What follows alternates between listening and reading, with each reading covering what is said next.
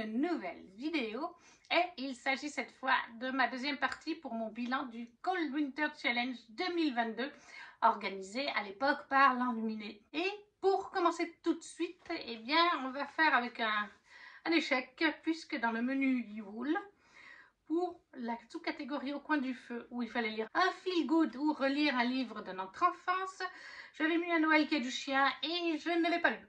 Voilà, donc on a un petit flop pour ce premier livre. Ensuite, dans le menu hiver, avec Nakatomi Tower, où il fallait lire thriller, enquête ou suspense, j'avais mis suspense et enquête. Je m'étais mis une relecture en VF de Crescent City, le tome 2 de Sarah J. Maas, paru chez De Saxus. C'est bien l'édition française de De Saxus.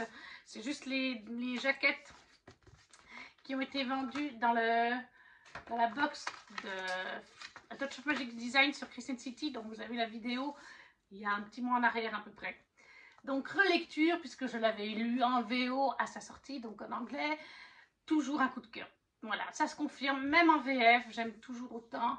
Je trouve qu'il est plutôt bien traduit, de mémoire, ça fait plus d'1 an maintenant que je l'ai lu, mais il n'y a rien qui m'a choqué au niveau de la traduction. Je trouve qu'il est plutôt fidèle à la VO, qu'il est plutôt bien traduit. C'est toujours un plaisir, c'est toujours un coup de cœur, c'est toujours à 21 sur 20. J'aime l'univers vaste et multi que Sarah J. Maas a créé avec cette saga, et pas que. J'adore la fin, vraiment, la fin m'avait mis sur les fesses, hein, ça, et même en relecture, ça me met toujours sur les fesses.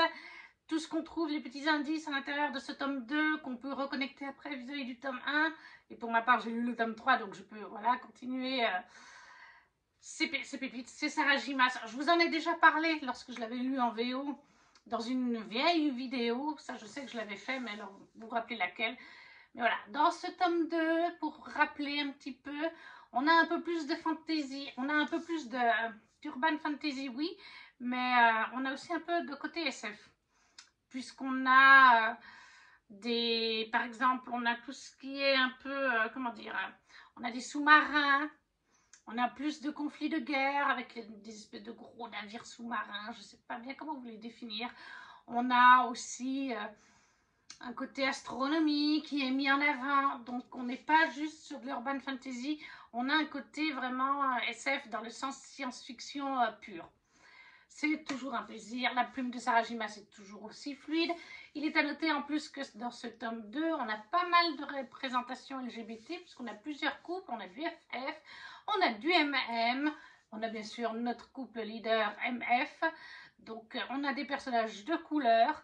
Alors oui, beaucoup d'entre eux, c'est des personnages secondaires, mais Sarah J. Maas en met. Parce que dans Keliana, vous n'aviez pas beaucoup de mémoire de personnages de couleur. Il y avait par exemple Nehemia, et de couple LGBT, personnages LGBT dans Keliana, je crois qu'il n'y en avait pas. Il y en a un petit peu dans Akotar, mais c'est léger, mais c'est des personnages vraiment tertiaires. Là, c'est quand même des personnages qu'on voit plus souvent dans les bandes de potes et tout ça, donc qui ont quand même des chapitres, des fois, de leur point de vue. Oui, oui, quand même. Donc, vraiment, moi, il y a tout dans ce tome, il y a tout. Il y a aussi tout le côté spicy. Enfin, Bryce et Hunt peuvent mettre le couvert, parce que c'était frustrant dans le tome 1, c'était vraiment un slow burn dans le tome 1. Je ne vous ai pas résumé, mais est-ce que j'ai vraiment besoin de résumer? Crescent City, de Sarah J. Maas, univers de fantasy inventé, d'urban fantasy, comme je vous dis, un peu SF, où on a plein de créatures, des anges, des métamorphes, des faées, des sirènes, et on va suivre en fait Bryce, qui est une mi-faée, mi-humaine, et dans le tome 1, il va y avoir un décès qui va la toucher de très près, et 2 ans plus tard, des nouveaux décès vont revoir le jour. Et c'est le même mode opératoire que le décès de la personne de qui elle était proche. Donc, on va faire appel à elle, on va lui demander, pour la personne avec qui elle était proche, de remonter un peu les derniers jours de cette personne, de découvrir comment ça pourrait se connecter avec le nouveau meurtre qui vient d'avoir lieu 2 ans plus tard, et on va lui mettre comme partenaire Hun Kaltar, un ange déchu, qui sert actuellement le gouvernement, la République, les Astéries. Voilà, c'est vraiment pour vous résumer grosso modo, hein, mais c'est tellement... c'est tellement pépite, c'est 21 sur 20, quoi. C'est Sarah J. Maas Crescent City, le tome 2, Sarah J. Maas en français, chez De Saxus. Pour le menu hiver sombre, sous catégorie Nakatomi Tower. Enquête et suspense, on est totalement dedans. Ensuite, dans le menu hiver sombre, encore une fois, pour la sous-catégorie Nuit du solstice, avec angoisse et créatures de la nuit. Les larmes rouges, le tome 1.2 de Georgia Caldera, j'ai lu, je crois. Oui, voilà, j'ai lu. C'est des très vieilles éditions maintenant. Je crois que les couvertures ne sont plus du tout comme ça. Et il y a plus de 1.1 et 1.2. Il y a le tome 1, puis 2 et 3. Mais là, à l'époque, c'était divisé. Donc, dans ce récit, on va suivre Cornelia. On est en France. Et on va suivre Cornelia, qui est une jeune femme. Dans le premier tome, elle essaye de se suicider dès le début. Elle n'est pas bien dans sa peau. Elle a perdu plein de gens autour d'elle. Il se passe des choses. Enfin voilà, elle n'est pas bien. Et elle essaye de se suicider, mais elle se loupe. Parce qu'elle va se jeter, je crois, dans une rivière ou quelque chose comme ça. Et un homme va la secourir. Après ça, avec son papa, qui est la seule personne qui lui reste, ils vont partir dans leur maison de famille en campagne. Il va passer du temps avec elle, parce qu'en plus, ce papa, c'était du genre toujours à bosser. Ils vont passer du temps ensemble, une fois qu'elle est un petit peu remise psychologiquement et que le psy l'autorise à sortir, bien sûr. Sauf que, bien, un jour, par hasard, Cornelia va se rendre compte que le voisin, un espèce de châtelain, il a un espèce de beau château et tout ça, c'est en fait la personne qui l'a sorti de l'eau à Paris. Qu'est-ce qu'il fait là? Pourquoi était-il à Paris? Pourquoi l'a-t-il sauvé? Elle se pose plein de questions. Il est mystérieux. Si j'ai mis ça dans les créatures de la nuit et dans l'angoisse, c'est que ça rentre très bien, puisqu'on est en fait avec des vampires. Des vampires et... Voilà, et des vampires qui sont quand même assez sanguinaires. Voilà, le tome 1, j'ai bien aimé, et là, pour ce tome 2, je lui ai mis 18. Voilà, ça, j'ai passé un très bon moment. Alors, c'est vrai que c'est peut-être le Georgia Caldera. J'aime bien, mais sur les 3 Georgia Caldera que je lis, Les Brumes de Cendre et Lune, celui-ci est Victorian Fantasy. C'est peut-être celui avec lequel j'ai le moins d'accroche, mais je l'aime quand même bien. C'est pour situer au niveau des 3 sagas. J'aime bien quand même ce genre de vampire un peu sanglant. Il y a des mystères, c'est difficile de pas trop vous en dire, surtout que c'est un tome 2. Mais en fait, il y a tout un côté flippant. Alors bon, bah dans ce 1.2, le côté flippant, il y a encore, mais c'est différent. Parce qu'en fait, Cornelia entend des voix parfois. Pourquoi, ça je vous dirai pas. Il y a des fois des marques qui apparaissent sur son corps, mystérieusement aussi. Comme je vous dis, les vampires sont assez sanglants, sont assez sombres pour certains. Il y a plusieurs scènes, ouais, il y a quelques vampires assez bargés, hein, quand même, il faut le dire. Donc c'est pas des tout jolis vampires. Mais j'aime bien dans ce tome 2, enfin 1.2 plutôt, l'évolution qu'elle a avec, est-ce qu'il y a son nom? Oui, voilà, avec Henry le vampire. Parce que dans le 1.1, Cornelia revit des souvenirs en fait. Elle revit des souvenirs. Est-ce que c'est des souvenirs ou est-ce que c'est des rêves? Elle va faire des découvertes dans le tome 1 qui va l'orienter sur le fait si c'est réel ou si c'est du fictif, ces rêves qu'elle fait, ces espèces de souvenirs. Mais en fait, je n'aimais pas la tournure qu'avait pris le 1.1 au niveau de la romance. Et j'ai préféré ce 1.2 au niveau de la romance, la tournure qu'il prend entre Cornelia et Henry. Je pense que c'est pas un mystère. On se doute dès le début qu'il va y avoir une romance entre la petite humaine et le vampire. Donc ça, j'ai vraiment apprécié. Les vampires, la manière dont ils sont traités, j'ai bien apprécié aussi. L'écriture est bonne. J'aime bien l'écriture de Georgia Caldera. Elle a un côté un petit peu envoûtant, j'ai envie de dire. C'est déjà le cas dans Les Brumes de Cendre Lune. Et je retrouve un petit peu ce côté-là dans Les Larmes Rouges. Peut-être un peu plus que dans Victorian Fantasy, qui est peut-être un peu moins envoûtant au niveau de la plume. Mais tout aussi bon, puisque c'est mon préféré à l'heure actuelle. Oui, il y a un côté envoûtant. Bon, après, en même temps, on est avec des vampires. Il vaudrait mieux qu'il y ait des petits côtés un peu envoûtants. La fin donne envie de savoir la suite. On sent qu'il va se passer des choses pour Henry et Cornelia, que ça va bouger. Ça bouge déjà dans ce tome 1.2. Et je pense que ça va continuer à bouger. Donc, Georgia Caldera, Les Larmes Rouges, le tome 1.2. J'ai pas dit, c'est Rémanescence. Voilà. J'ai lu 18 sur 20 pour le menu hiver sombre, sous-catégorie Nuit du solstice, créature de la nuit et angoisse. Et on va terminer avec le menu hiver sombre. Et cette fois, la sous-catégorie fantômes des Noëls passés. Des Noëls passés, avec fantômes, voyage temporel et jeux avec les époques. Donc j'ai joué avec voyage temporel et jeux avec les époques. J'avais tout ce qu'il fallait. Outlander, le tome 2 de Diana Gabaldon. Les sacrées briques. Combien il fait celui-là? 947 pages. Voilà, est-ce que j'ai vraiment besoin de présenter Outlander? Alors, il est possible que je n'ai pas présenté le tome 1 encore dans mes vidéos, puisque je fais plus les bilans challenge. Il faudrait que je fasse plus de vidéos hors challenge pour mes lectures, parce que j'en ai aussi hors challenge. Mais est-ce que j'ai vraiment besoin de présenter Outlander, qui est le livre qui a inspiré la série télévisée sur Netflix, où on va suivre Claire, à la base, dans le tome 1, qui va aller avec son mari faire leur voyage de noces, car ils n'ont pas eu le temps d'en faire un, juste après la Deuxième Guerre mondiale. Voilà, ils se sont mariés, ils ont dû partir chacun pour la guerre mondiale, parce que Claire était infirmière et son mari, je ne sais plus, je crois qu'il était dans les services secrets anglais, etc. Donc là, ils vont faire leur voyage de lune de miel en Écosse, ils profitent l'un de l'autre, ils vont voir des paysages. Son mari Randall, Frank Randall, essaye de faire son arbre généalogique, puisqu'il sait par exemple qu'un de ses ancêtres était un capitaine, je crois, dans l'armée anglaise et tout ça, donc il essaie de remonter son historique. Et Claire, elle aime bien aller se promener, trouver des fleurs, puisqu'elle est toujours infirmière, qu'elle souhaite devenir médecin, donc elle aime bien aller cueillir des fleurs pour faire une petite malle avec ses petites fleurs médicinales. Sauf qu'un jour, quand elle va aller cueillir des fleurs au Craignanum, je ne sais plus comment ils s'appellent exactement, vous savez, c'est les grosses pierres, comme on a des fois en Écosse ou en Bretagne, eh bien, elle va entendre un son. Et elle va toucher la pierre. Et elle va se retrouver en 1740 et des broutilles. Je ne me rappelle plus précisément. Là, c'est le tome 2, donc on n'est plus du tout à la même époque. Plus du tout dans les mêmes années. Donc elle va remonter le temps d'à peu près 200 ans. Voilà, tout simplement. Elle va se retrouver au milieu de la guerre des Highlanders avec les Anglais. Et elle ne sait pas comment elle a atterri là. Enfin, elle se doute que ça vient des pierres, mais elle ne sait pas comment rentrer. Elle ne sait pas pourquoi elle a atterri là. Elle est un petit peu perdue et elle doit se faire sa place tout en n'étant pas trop voyante, parce qu'une femme de 1900 et quelques, ça n'a pas les mêmes droits qu'en 1700. Hein, ça ne travaille pas de la même façon, ça ne parle pas de la même façon, donc il faut essayer de s'intégrer. Ça, c'est vraiment les bases. Et elle va rencontrer en fait Jamie, qui va devenir en premier son ami, avant petit à petit de devenir son nouveau love interest, puisqu'elle est bloquée dans le passé.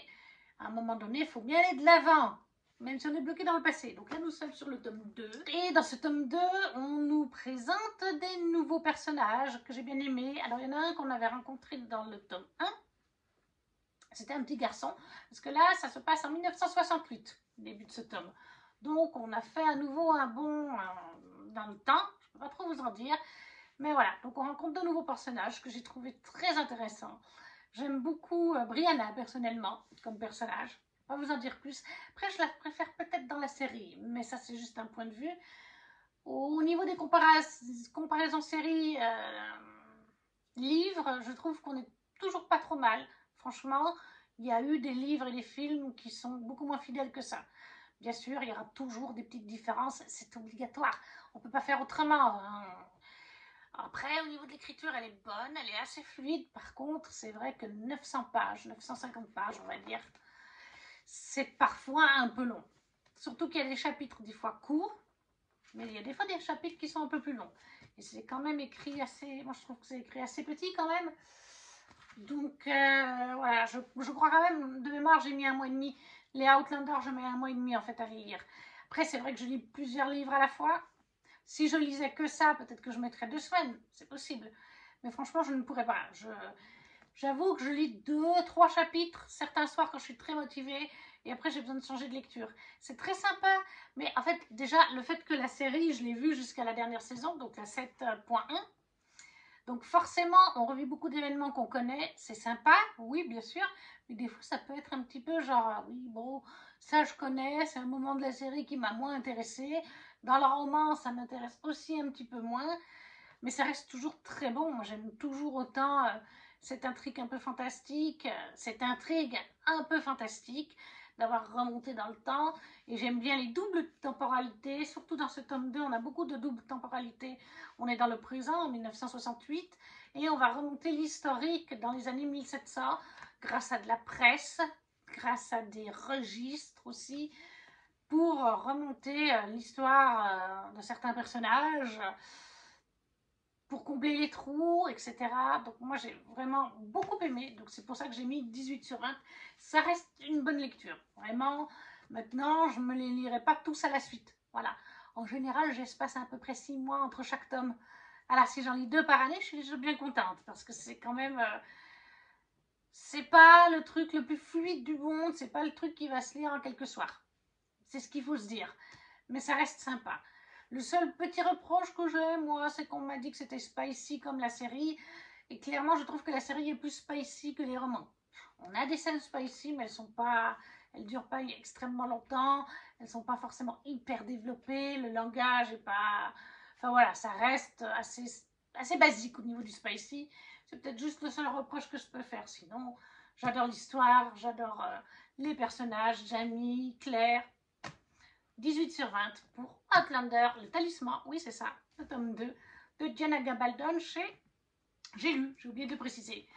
Et ça c'était donc le dernier livre pour le menu hiver sombre, pour Fantômes des Noëls passés, pour Voyage temporel et Jeux avec les époques. Même si Fantôme pourrait aussi rentrer à quelque part. Ensuite dans le menu marché dans la neige, pour la sous-catégorie pommes de pin, on avait les mots-clés écologie, nature rating et animaux. Ça va tout à fait dans les 3 thématiques. Tiziri, le tome 2 d'Alexiane Delis chez les éditions Plume Blanche, qui est la volonté de Vavré. J'avais adoré le tome 1, j'avais mis 18 sur 20. Alors, c'est assez ironique parce que j'ai mis 18 sur 20, mais pour moi, c'est une super bonne note. Et en l'occurrence, c'était un mini coup de cœur. Oui, je peux avoir un mini coup de cœur sur un récit à 18 sur 20. Il me manquait peut-être un peu de spicy pour que la note monte, ou peut-être certains enchaînements, enfin je ne saurais pas quoi dire, mais c'était déjà une très bonne note et c'est un mini coup de cœur. Et là pour cette fois, on est sur 19 sur 20, c'est un plus gros coup de cœur. J'ai adoré ce tome 2, j'ai adoré la relation entre Tiziri et Kael, qui s'est développée, qui se développe toujours dans ce tome. J'ai adoré sa relation avec son petit frère, avec Kéméal, avec... mince, je ne sais plus comment s'appelle sa copine. Mais voilà, j'ai adoré ces différentes relations qu'elle a créées. J'ai adoré l'intrigue autour des humains de ce tome, autour des écommerces. Je ne peux pas trop vous en dire pour ne pas vous spoiler en fait la fin du tome 1. Mais j'ai vraiment adoré comme ça a été fait. Dans Tiziri, en fait, on va suivre Tiziri. On est sur notre planète. Et ensuite, donc, cette jeune femme qui est en plus albinos, il faut le préciser. Elle n'est pas tout à fait comme les gens de son peuple, elle est albinos. Donc, elle est un peu mise à l'écart quand même. On la traite de blanche. On l'appelle pas Tiziri, on l'appelle Blanche, son nom, son prénom. Donc, c'est quand même un peu raciste, hein, quelque part. Et Tiziri, son peuple, nous, les humains, on est dans le futur, et on lui a expliqué, on explique aux jeunes de sa génération et tout ça, qu'un peuple d'extraterrestres, les écomères, ont débarqué sur Terre, ont terraformé avec leur technologie la nature, la rendant hostile aux êtres humains. Les animaux sont hostiles aux êtres humains et ont été modifiés génétiquement, la nature a été modifiée, les plantes sont vivantes, et par exemple, il y a des plantes qui ne vous aiment pas, parce qu'elles sont copines avec les écomères. Et du coup, ces plantes, quand vous passez à côté, elles vont vous mettre des baffes, parce que c'est genre des grandes feuilles, et puis pouf, vous prenez un coup, ou un coup de liane et tout. Donc, voilà, dans ce récit, Tiziri est une chasseuse pour le restant de l'espèce humaine, et elle sort d'un dôme électrique qui protège des intrusions et tout ça, comme d'autres chasseurs, pour nourrir son clan, pouvoir fabriquer des armes, des vêtements, des machins. Jusqu'au jour où elle va voir quelque chose, mais qui lui fait se poser des questions, parce que ça ne devrait pas être là. Quelle est donc la vérité au final? Est-ce que les siens ne lui cacheraient pas certaines choses? Ça, c'est vraiment le début du tome 1, mais il se passe plein d'autres choses. Et là, on a pris notre tournure avec ce tome 2. On a une urgence, on a des scènes de combat. On en a aussi, oui, on a pas mal de scènes de combat. J'ai vraiment adoré. Je surkiffe. Pour moi, c'est le meilleur des 3 tomes, puisqu'il y a un tome compagnon Kael. qui va sortir en 2024, mais moi je l'ai dans le pack Plume Blanche, j'ai déjà lu. Donc pour moi c'est le meilleur celui-là. La plume d'Alexandre Delis est super fluide, les chapitres ne sont pas trop longs, en général ils font genre une dizaine de pages. Oui là même, il n'en fait même pas 10 pages là par exemple. Mais on va dire qu'une moyenne c'est une dizaine de pages, donc ça c'est super agréable quand on a envie de lire un tout petit peu, genre 5 minutes de plus. On n'a pas des chapitres de 40 pages où on va y passer 30 minutes. Comme je vous ai dit, la plume est jolie, est fluide, est agréable. On a toujours envie d'en lire plus. Les personnages sont tous attachants à leur manière. Et on est plongé dans cet univers. La manière dont Alexandre le fait, on est vraiment dans cet univers. On peut vraiment visualiser les choses. Alors peut-être aussi qu'on peut visualiser parce que quand on vous en parle, hein, qu'on vous dit que la nature a un côté vivant, hein, je pense que ça peut vous faire penser à Avatar de James Cameron, et c'est un peu le cas. Il y a des vibes à la Avatar. Donc si vous aimez Avatar, et les messages écologiques aussi qu'il y a dans Avatar éventuellement, il y en a aussi là, des messages écologiques un peu dans le même genre. Je pense que ça peut que vous plaire. C'est peut-être pour ça que c'est facile de visualiser un arbre, je ne sais plus quel nom il a, qui va vous mettre une baffe parce qu'il a une grande feuille, et puis voilà, parce que vous pouvez l'imaginer vis-à-vis d'Avatar. Vous avez Vavré qui est une conscience, et vous avez Vavré est, je ne sais plus le nom de l'autre. Et en fait, ça fait penser à l'arbre-mère là dans Avatar qui a aussi une conscience. La nature a une conscience. Donc on est un peu sur ce genre d'inspiration, mais c'est super agréable, quoi. Et puis, comme je dis, il y a des petits messages écologiques là-dedans qui font peut-être éventuellement un petit peu réfléchir.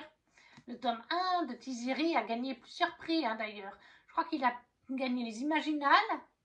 Je ne sais pas s'il n'a pas gagné les Aliénales. Je ne sais pas s'il n'a pas gagné sur Livre Addict aussi.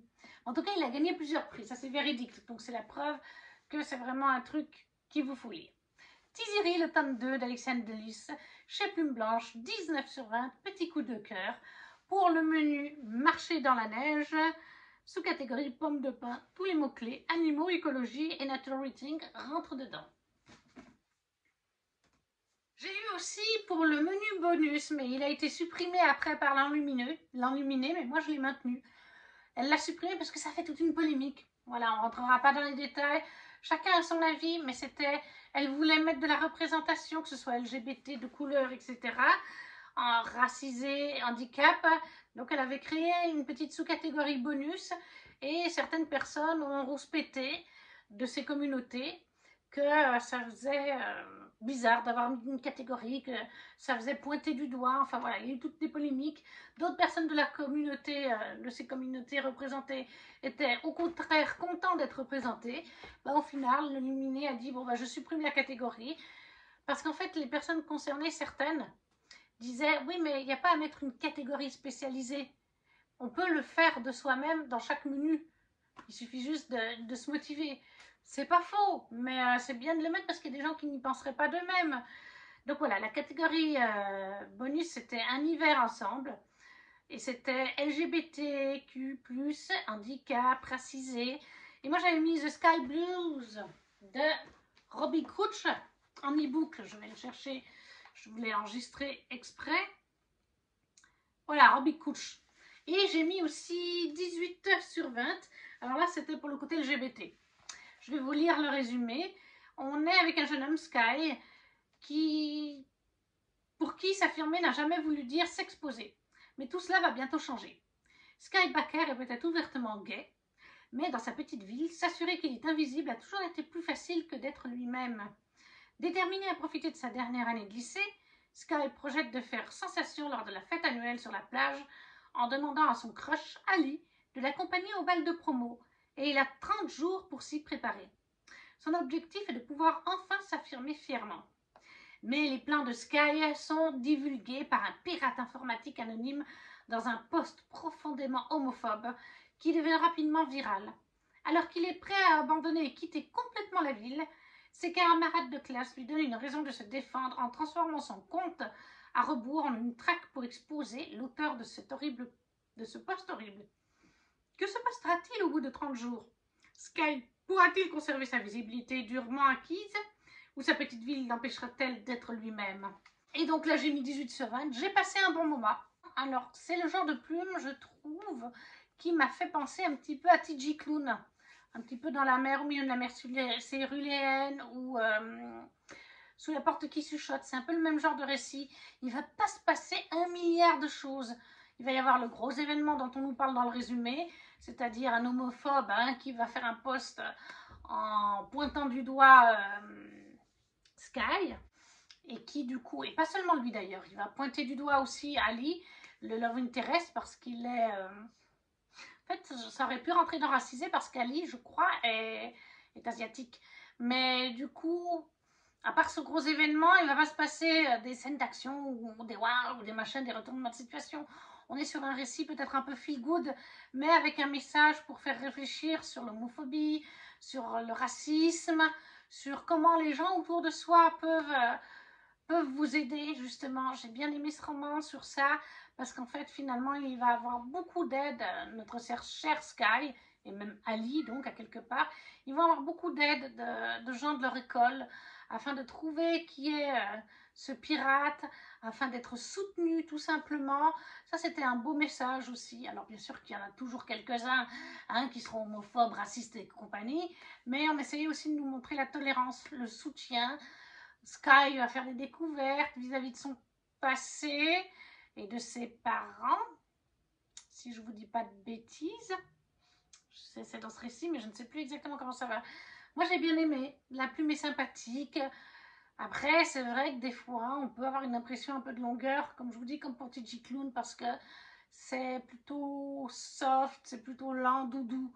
Voilà, mais moi, j'aime bien quand c'est doudou comme ça, qu'il y a des petits messages LGBT, ou de racisme, voilà, ça c'est, je trouve bien. Et puis bon, c'est du young adulte, jeunesse young adulte, il est, je sais plus, c'est sa dernière année, mais c'est en Amérique, je sais pas, il doit avoir 18-19 ans, je sais plus exactement, mais ça doit être quelque chose comme ça, ou peut-être même 16. Il est peut-être encore ouais, assez jeune. J'ai bien aimé aussi le retournement de situation, parce qu'il y en a un quand même de retournement de situation. J'ai bien aimé, c'était sympa. Ça aurait pu être un peu frustrant, la fin, mais grâce à ce retournement de situation, c'était pas si mal que ça. C'est pour ça que j'ai mis un joli 18/20, parce que j'ai passé personnellement un bon moment et qu'on a des messages dans ce petit récit.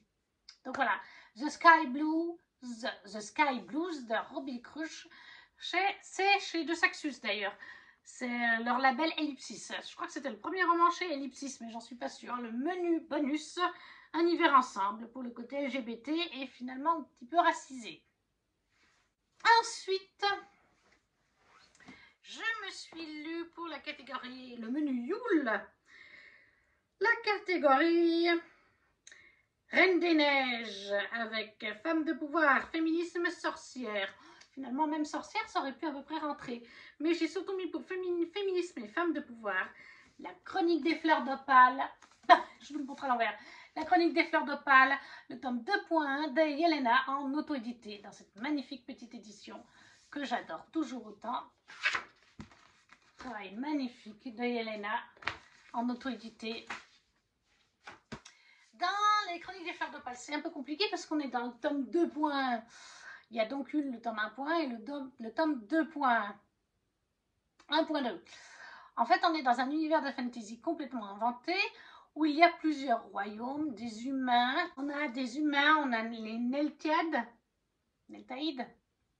J'ai du mal à me souvenir le nom exactement de l'autre peuple, qui se font la guerre depuis un certain temps. Et au milieu de tout ça, on a des divinités, on a des dieux et des déesses qui ont sur Terre chacun un représentant ou un enfant ou un descendant. Et en fait, on va suivre dans le tome 1 Diftil qui va faire tout un voyage avec plusieurs personnages dont son frère. Au fil du voyage, le groupe va s'agrandir et on va suivre tout ce petit monde. Et là, on est dans la suite. Donc, on a conclu l'histoire de Diftil, si on veut, dans les deux premières parties, le tome 1.1 et 1.2. Et là, on va suivre en fait la descendance des survivants. Je ne vous dirai pas qui, comment, pourquoi, qui survit. Voilà. Il y a des morts chez Yelena, il y a des gens qui vivent. Comme il y a pas mal de personnages, ça reste assez vague, c'est pas vraiment un spoiler, mais voilà. Il faut quand même signaler qu'on va suivre en fait la descendance de nos survivants. Il y a pas mal d'enfants là-dedans quand même. Et on va suivre aussi quand même, du coup, les anciens de la première duologie. J'aime toujours autant la plume de Yelena, c'est toujours aussi addictif pour moi, toujours une plume un peu d'époque qui correspond bien au récit. J'aime aussi la manière dont elle a, comme pour le premier livre complet, de mettre tout un groupe de personnes ensemble et qui vont créer des liens. Alors dans le tome 1.1 et 1.2, c'était des liens hors sang. Là, pour certains d'entre eux, c'est des liens de sang, puisqu'ils sont par exemple cousins ou des choses comme ça. Mais j'ai bien aimé. On va suivre tout un groupe qui part aussi en quête voyage, comme Diftil à son époque, et tout un groupe de personnages qui vont rester là. Alors encore une fois, Yelena, je ne sais pas si c'est dans celui-là. Je ne sais plus si c'est dans celui-là ou si c'est dans le 2.2, mais Yelena fait encore une fois la sadique. Hein. À un moment donné, voilà, on a encore des personnages qui meurent, même plusieurs. Et alors certains, ça arrive vraiment soudainement. Hein. Yelena, elle a le chic pour ça. À un moment, ils sont là, le moment d'après, ils sont plus là. Voilà. Nos petits cœurs, faut s'accrocher avec Yelena, c'est le genre d'autrice un petit peu sadique. Hein. Et d'ailleurs, elle le sait et elle l'assume. Mais moi, j'ai beaucoup aimé. J'ai beaucoup aimé les enfants qu'on découvre, les personnages qui restent survivants de l'autre saga, la plume, la longueur des chapitres. Alors, des fois, les chapitres peuvent être un petit peu longs. C'est vrai, ça dépend lesquels. Mais moi, j'aime toujours autant cette saga de Yelena. C'est une saga chouchoute en auto-édité. Et là, du coup, eh bien, je lui ai mis 19 sur 20 tout simplement. Il y a tout. Il y a de la romance. Alors, est-ce qu'il y en a beaucoup dans le tome 2.1? Il me semble quand même qu'il y en a. Il y a de la romance, il y a des intrigues politiques, il y a tout ce qui a trait à l'amitié, à la famille. Donc, moi, je suis plus que ravie. Yelena, les Chroniques des Fleurs d'Opale, le tome 2.1, qui est La fougue d'Ulysse en auto-édité. 18 sur 20, 19 sur 20. Et ça, c'était pour La Reine des Neiges dans la catégorie Yule, dans le menu Yule. Et le dernier, qui est dans la magie de Noël, sous-catégorie Coupe de champagne, romance de Noël, amour, amitié, adulte. Et j'ai mis pour les romances de Noël, amour et adulte, 20 sur 20, 21 sur 20. Christmas Park d'Anatrice aux éditions Black Ink. Voilà, si vous avez vu ma vidéo de la semaine passée, vous savez que c'est un coup de cœur astronomique. C'est... Comment vous dire? Mais il y a tout ce que j'aime. Alors déjà, on va suivre Priya. On est sur une romance de Noël, vous l'avez peut-être compris. On va suivre Priya, on est en France, qui va postuler pour un job de babysitter. Elle s'est déjà occupée un petit peu d'enfants, ses neveux, je crois, quelque chose comme ça. Elle va postuler à un job de babysitter pour Dorian Klaus, le PDG, le grand patron d'un parc de Noël, oui, c'est le cas de le dire. Je crois que c'est un parc qui est dans les Alpes, mais je ne suis plus très sûre si c'est par là. En tout cas, oui, voilà, il possède un parc, c'est son père qui a fondé ça avec sa mère à l'époque. Un parc de Noël très original puisqu'il y en a deux, côte à côte. Le premier parc est un parc familial pour toute la famille avec les enfants, le papa, la maman. Et le second parc est un parc de Noël pour adultes. Vous allez trouver de la nourriture à manger, genre des bons becs, des glaces, des machins, mais en forme de concombre masculin ou de trucs féminins ou de seins. Vous allez trouver un espèce de cabaret, genre un peu Crazy Horse ou un truc dans le genre, ou de striptease, je ne sais plus exactement. Vous avez des attractions, ou certaines, vous avez des odeurs liées à ce genre d'activité. Vous allez avoir des boutiques. Hein, je ne veux pas dire trop les noms, parce qu'avec YouTube, on peut se faire censurer, mais je pense que vous voyez la tenue qu'elle porte, Priya. Hein, c'est une petite tenue sexy qu'on trouve dans les boutiques. Donc voilà, c'est le concept du parc, c'est qu'il y a deux parcs de Noël, un pour adultes, un pour enfants. Et Dorian a hérité de ce parc avec sa sœur. Il en est le grand PDG. C'est un papa célibataire, il est divorcé.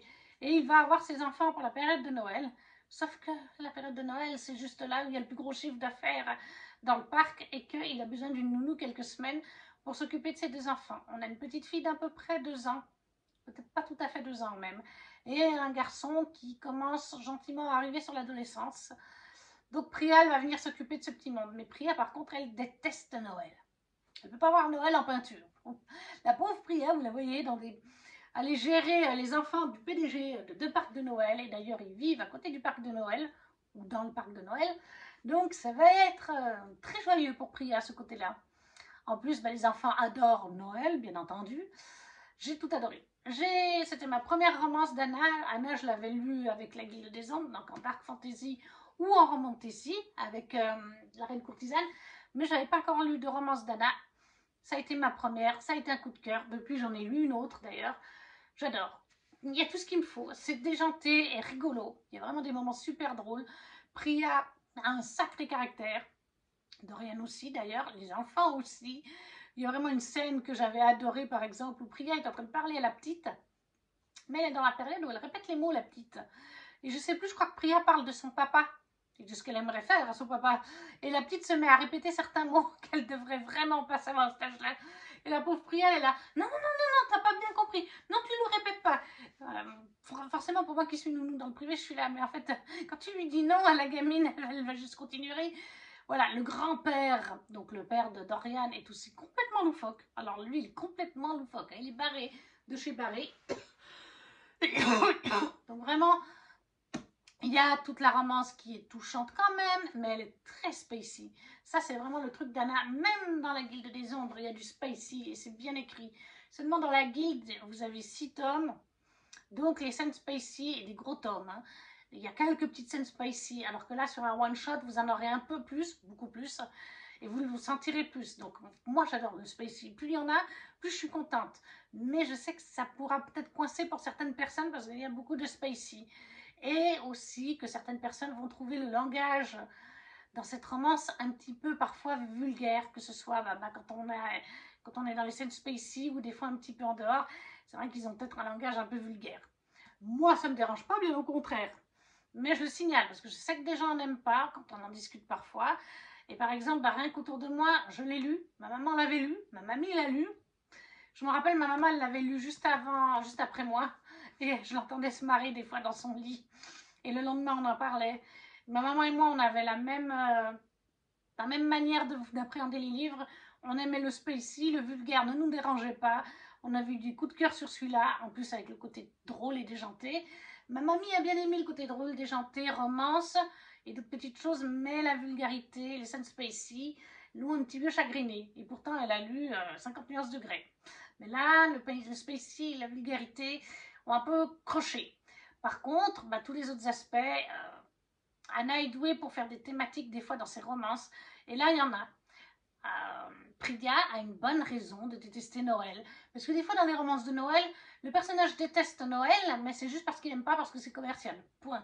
Ou d'autres fois, c'est parce qu'il s'est fait larguer à cette date. Ou parce que, je sais pas moi, parce qu'il s'est cassé une jambe à cette date. Ça reste valable, mais c'est du vu. Là, dans toutes les romances de Noël que j'ai lues, c'est la première fois que je lisais, en fait, pourquoi elle déteste Noël, sur cette thématique-là, le pourquoi du comment, qui est très touchant, très poignant, et qui reste totalement valable sur pourquoi la pauvre fille va détester Noël. Ça reste logique, de chez logique. Il y a une autre thématique qui est abordée avec un des deux enfants, qui est reprise d'ailleurs dans un autre roman d'Anna, plus poussé, mais là c'était déjà abordé dans ce roman, j'ai aussi beaucoup apprécié. C'était aussi très touchant. Et puis bon, la romance, moi je l'ai adorée aussi. Voilà. Ils sont spicy, nos amoureux, mais ils sont quand même bien amoureux, quoi. Donc moi, franchement, la plume est addictive, bien sûr, c'est Anna. C'est fluide, c'est addictif. Je crois que les chapitres ne sont pas forcément trop longs. Je sais plus. Non, ça va quand même. Mais ça se lit tout seul, en fait, parce que c'est de la romance de Noël. Donc, en général, c'est des choses qui se lisent vite et faciles. Donc franchement, tout est bon dans ce roman. Moi, je peux que vous le conseiller, surtout si vous aimez Noël, si vous aimez le spicy aussi. Donc voilà, moi j'ai adoré. 21 sur 20. Énorme coup de cœur au Christmas Park d'Anatrice chez Black Ink Édition. Pour le menu qui était donc Magie de Noël, coupe de champagne pour romance, amour et adulte. Et voilà, on a terminé cette vidéo. Je vais vous remettre les petits romans. Je vous ai chroniqué dans celle-ci 7 livres, même s'il y en a un qui était une rechronique mais plus courte. N'hésitez pas à me laisser un petit commentaire en me disant si on a des lectures en commun et ce que vous avez pensé de ces livres ou s'ils vous font envie. Si vous ne savez pas quoi mettre, un petit emoji. un petit like, à partager la vidéo si le cœur vous en dit. Et nous, on se retrouve très vite pour une prochaine vidéo. Ciao, ciao!